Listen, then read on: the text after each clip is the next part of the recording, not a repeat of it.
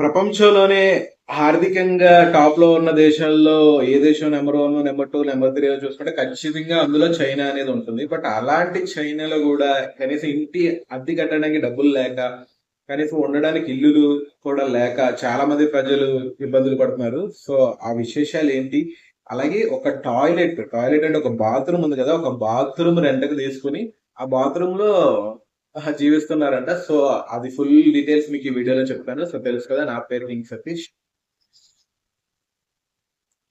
బతకాలి, ఎలాగైనా బతికి తీరాలి. అందరూ బతికేందుకే నానా యాతన పడతారు. ఖర్చులు తగ్గించుకుని తమ అవసరాలు తీర్చుకుంటారు. మనిషి బతికేది కూడు గూడు సారీ కూడు కూడు గూడు గుడ్డ. అయ్యి బాబాయ్, తెలుగులో చెప్తా. తినడానికి, ఉండడానికి, వేసుకోవడానికి.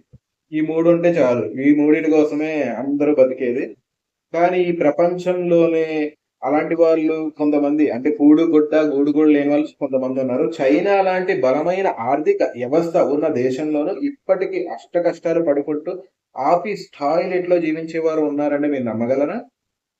చైనాలో ఒక 18 ఏళ్ల యువతి తన ఖర్చులను తగ్గించుకోవాలని ఒక వింతైన మార్గాన్ని ఎంచుకుంది. ఫర్నిచర్ స్టోర్ లో పనిచేస్తున్న మిస్ యంగ్ అనే ఈ యువతి తన కార్యాలయంలో, అంటే తన ఆఫీస్ లో టాయిలెట్ ను అద్దెకి తీసుకుని అందులోనే నివాసం ఉంటుంది. న్యూయార్క్ పోస్ట్ కథనం ప్రకారం తన యజమానికి నెలకి 5 పౌండ్లు, అంటే భారత్ కరెన్సీలో రూ. 545 ఇస్తుంది.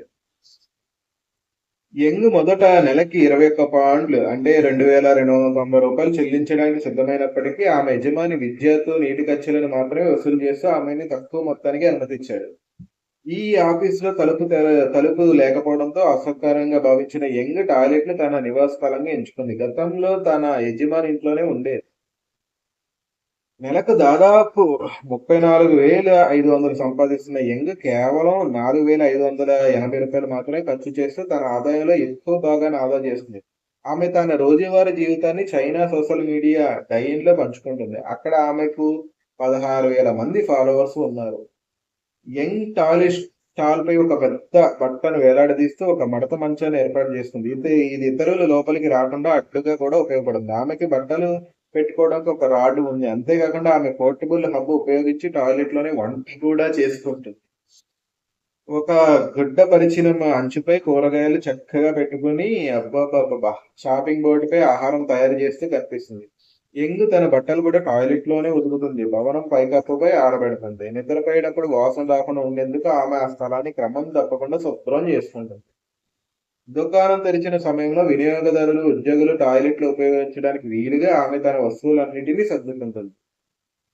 అబ్బా! కస్టమర్లు ఎవరైనా కొన్నిసార్లు టాయిలెట్ లో వ్యక్తిగత వస్తువులు చూసి ఆశ్చర్యపోయినప్పటికీ ఎవరూ కూడా ఈ యువతి కష్టాలు చూసి ఏమీ అనేవారు కాదు.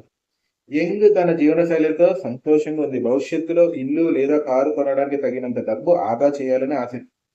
అయితే ఆమె యజమాని కూడా ఆమె ఖర్చుల విషయంలో మరీ పిసినారిగా వ్యవహరిస్తుందని మాట్లాడుతున్నారు. మొత్తంగా జీవన పోరాటాన్ని బాత్రూంలోనే వెల్లదీస్తున్న ఈ యువతి కథ నేటి యువతరానికి నిజంగా స్ఫూర్తిదాయకమే అనడంలో ఎలాంటి సందేహం లేదు. బాబోయ్!